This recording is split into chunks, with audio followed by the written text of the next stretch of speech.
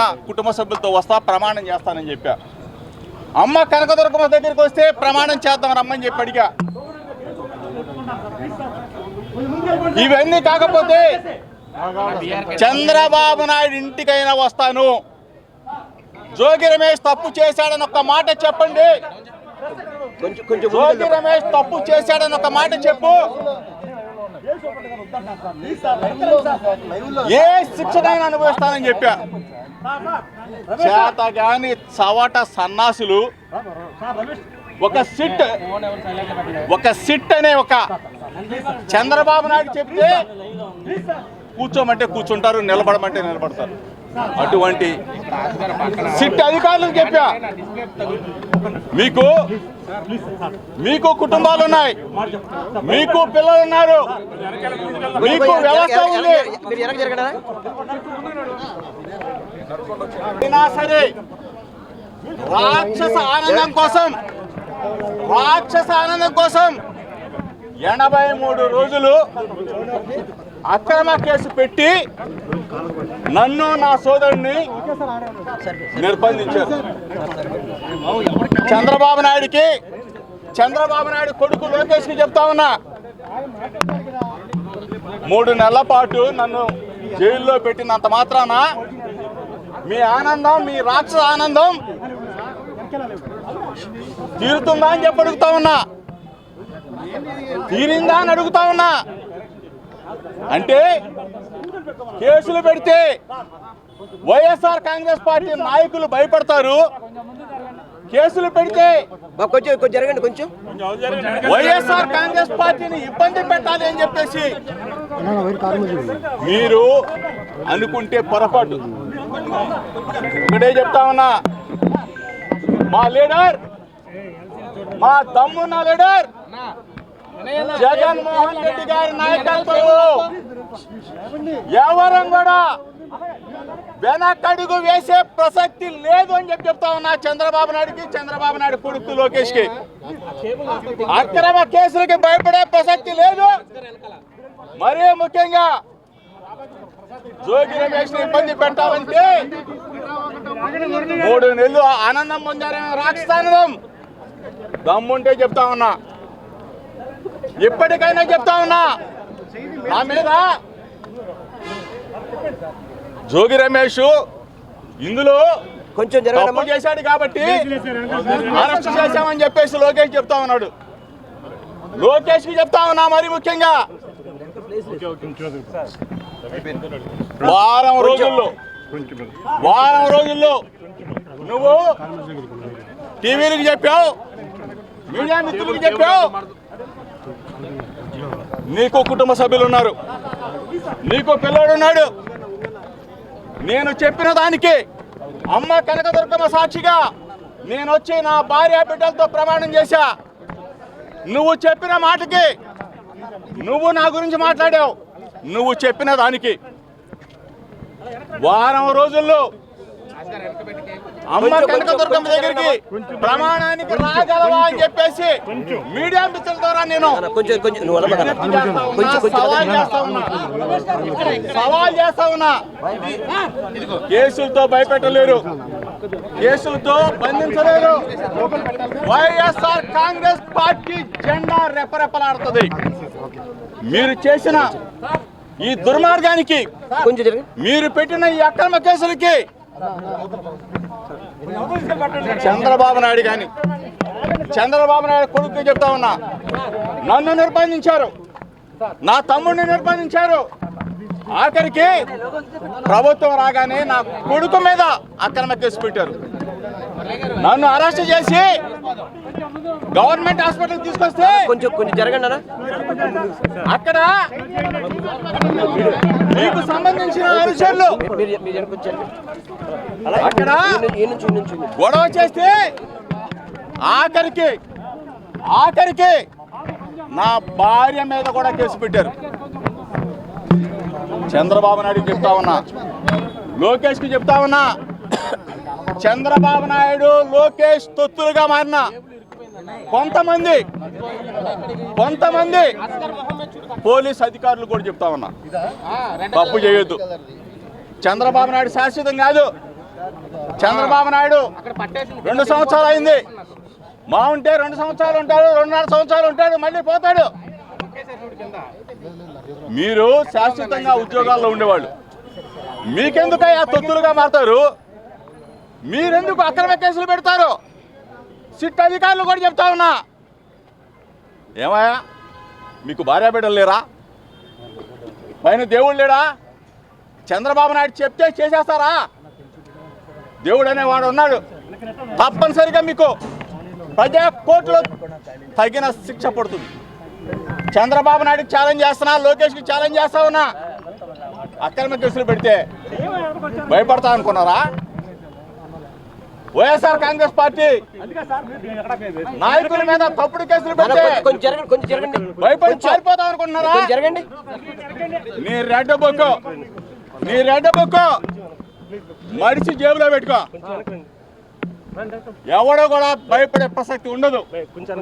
మా లీడర్, మా దమ్మున్న లీడర్ మా జగనన్న నేతృత్వంలో వైఎస్ఆర్ కాంగ్రెస్ పార్టీ జెండా మరలా రెపరెపలాడే వరకు, జగన్మోహన్ రెడ్డి గారిని మరలా ముఖ్యమంత్రి చేసేదాకా వైఎస్ఆర్ కాంగ్రెస్ పార్టీ శ్రేణులు కొదమ సింహాల్లాగా పనిచేస్తాం, ప్రజాక్షేత్రంలో పనిచేస్తాం. నువ్వు దావోస్ వెళ్తావు, సిగ్గులేదా? దవాఖానాల్లో మందులు లేవు, దవాఖానాల్లో హాస్పిటల్లో మందులు లేవు, పేషెంట్లు చచ్చిపోతూ ఉన్నారు. దావోస్ పోయి సొల్లు మాటలు చెప్తారు మీరు, సొల్లు కబుర్లు చెప్తారు. చంద్రబాబు నాయుడు కొడుకు లోకేష్ ప్రభుత్వ హాస్పిటల్లో ప్రజా ఆరోగ్యం పడకేసి కొన్ని వందల మంది చనిపోతూ ఉంటే సిగ్గు శరం లేకుండా రాష్ట్రాలు దేశాలు తిరుగుతూ ఉన్నారు. ఇక్కడ ఉన్నది చూసుకోండి, పిల్లల ఫీజులు కట్టే పరిస్థితిలో లేదు మీరు, హాస్పిటల్కి డబ్బులు చెల్లించే పరిస్థితిలో లేదు మీరు, రైతులకి ఇన్పుట్ సబ్సిడీ, క్రాప్ ఇన్సూరెన్స్ ఇటువంటి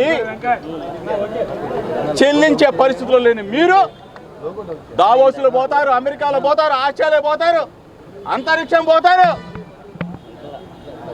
ఇక్కడ ఉన్న మెడికల్ కాలేజీలు కట్టవా అంటే అబ్బే మెడికల్ కాలేజీలు మేము కట్టలేము, ప్రైవేట్ పరం చేస్తూ ఉంటారు. సిగ్గు శరం లేకుండా అసలు మీకు కొంచెం జరగండి సరే, ప్లీజ్ కొంచెం జరగండి. ఇటువంటి దుర్మార్గమైన ప్రభుత్వానికి సంవత్సరాల కాలంలోనే కాలం చెల్లింది. సంవత్సరాల కాలంలోనే జగనన్న కావాలి, జగనన్న రావాలి అని చెప్పేసి ప్రజలు మొత్తం కూడా ముక్త కంఠంతో ఎదురు చూస్తున్న ఈ పరిస్థితుల్లో ఒకటే చెప్తా ఉన్నాను, వారం రోజుల్లో లోకేష్కి చెప్తా ఉన్నా, నువ్వు నా మీద చేసిన ఆరోపణల్ని నిరూపించుకుంటే, నీకు చిత్తశుద్ధి ఉంటే, నీకు కుటుంబం ఉంది, నువ్వు కూడా రా, దుర్గగుడికి వస్తా, ప్రమాణం చేస్తా, నువ్వు ప్రమాణానికి రెడీగా ఉండమని చెప్పేసి రావాలి అని చెప్పేసి మీడియా మిత్రుల ద్వారా ఏబీ అన్న వచ్చాడా అన్నా? ఏబీ అన్న రాలేదా? ఈటీవీ అన్న వచ్చాడా అన్నా? కొంచెం చెప్పండి, లోకేష్ చెప్పండి. వాళ్ళ కొంచెం అతను పుట్టినరోజు కాబట్టి కొంచెం తక్కువగా మాట్లాడతాను, ఎందుకంటే తిట్టడం బాగోదు కాబట్టి. అతను నాకు చేసిన దుర్మార్గానికి, తప్పుడు కేసుకి, దిక్కుమాలిన నకిలీ మద్యం కేసులు తీసుకొచ్చి మా మీద అంట కడతారా? దుర్మార్గులు కదా మీరు. ఈ రోజు అతను చెప్పండి, వారం రోజుల్లో అతన్ని దుర్గగుడి దగ్గరికి రమ్మనండి, నా ఛాలెంజ్ స్వీకరించమనండి. తాబేదారులు తొత్తులతో మాట్లాడించొద్దు. లోకేష్, చంద్రబాబు నాయుడు నా మీద కేసు పెట్టారు, వాళ్ళని అడుగుతా ఉన్నా, తాబేదారులు తొత్తులు ఎవడో మాట్లాడొద్దు. మళ్ళీ వారం తర్వాత మళ్ళీ మీడియా ముందుకు వస్తా, మీతో మాట్లాడతా. లేదు, కాదు, కూడదు, దుర్గగుడికి రాను, తిరుమలకి రాను, లేకపోతే అక్కడికి రాను, ఎక్కడికి రానంటే తప్పదు. చంద్రబాబు నాయుడు ఇంటికి వెళ్ళాల్సి వస్తుంది మళ్ళీ. లేదు, కాదు, కూడదంటే లోకేష్ నేను ఆహ్వానిస్తా ఉన్నా, నా ఇంటికి రా, వచ్చి తప్పు చేశారు,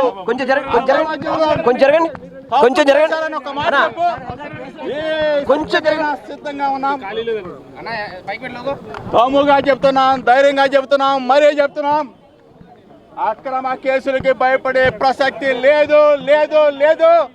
వైఎస్ఆర్ కాంగ్రెస్ పార్టీ రక్తంలో ఉండదు అని చెప్పేసి మరొకసారి చంద్రబాబు నాయుడికి లోకేష్కి చెప్తూ మరలా మళ్ళీ కలుగుతాం. 83 రోజులు నిర్బంధించారు, ఇబ్బంది పెట్టారు. నెల్లూరు జైలు, మదనపల్లి జైలు, విజయవాడ జిల్లా జైలు, ఇన్ని జైలు తిప్పిన చంద్రబాబు నాయుడుకి మాత్రం మీ ద్వారా ఆఖరికి ఒకటి మాత్రం చెప్తా ఉన్నా.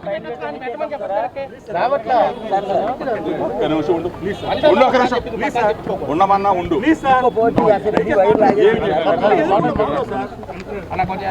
మీ ద్వారా చంద్రబాబు నాయుడుకి మాత్రం ఒక థ్యాంక్స్ మాత్రం చెప్పండి. పక్కకి జరగండి.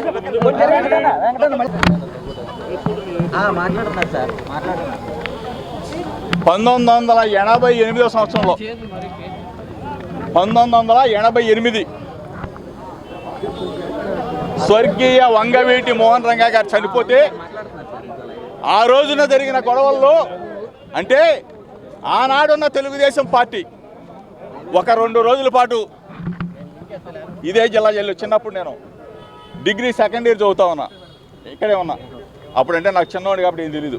ఈరోజు చంద్రబాబు నాయుడు నెల్లూరు తిప్పాడు, మదనపల్లి తిప్పాడు, విజయవాడ తిప్పాడు. చాలా సంతోషం. ఎందుకంటే అతని వల్ల నాకు గుండె ధైర్యం పెరిగింది. ఎందుకంటే ఎన్ని ఇబ్బందులు పెట్టినా, ఎన్ని కష్టాలు పెట్టినా తంబళపల్లి తీసుకెళ్తాడు. 11 గంటలు జర్నీ, వెళ్ళటం రావటం 11 గంటలు. కనీసం పాస్ కాపండి అంటే ఆపే పరిస్థితి కాదు, భోజనం పెట్టండి భోజనం పెట్టే పరిస్థితి కాదు, టీ ఇచ్చే పరిస్థితి కాదు. నేల మీద పడుకున్నా. నేనేమి స్పెషల్ క్లాస్ అడగల, నేనేమి దోమతెరలు అడగల. సామాన్యుడిలాగా, అతి సామాన్యుడిలాగా సోదరులతో కలిసి పనిచేసా, కలిసి పడుకున్నా. నాకు గుండె ధైర్యం పెంచాడు, నాకు మనోధైర్యం పెంచాడు. చంద్రబాబు 83 రోజులు 90 రోజులు పెడితే పారిపోతాను అనుకున్నాము. ఇక నుంచి ప్రజల పక్షాన వైఎస్ఆర్ కాంగ్రెస్ పార్టీ జెండాని రెప్పరెప్పలాడిస్తాం. ప్రజల పక్షాన చంద్రబాబు చేసే దుర్మార్గాలని, నువ్వు ఈ రాష్ట్రంలో దోచుకుంటున్న విధానాలని ఎండగడతాం. ఎప్పుడు కూడా తగ్గేదేలే. వైఎస్ఆర్ కాంగ్రెస్ పార్టీ జెండాని రెపరెపలాడిస్తాం. జగన్ అన్నని ముఖ్యమంత్రిని చేస్తాం.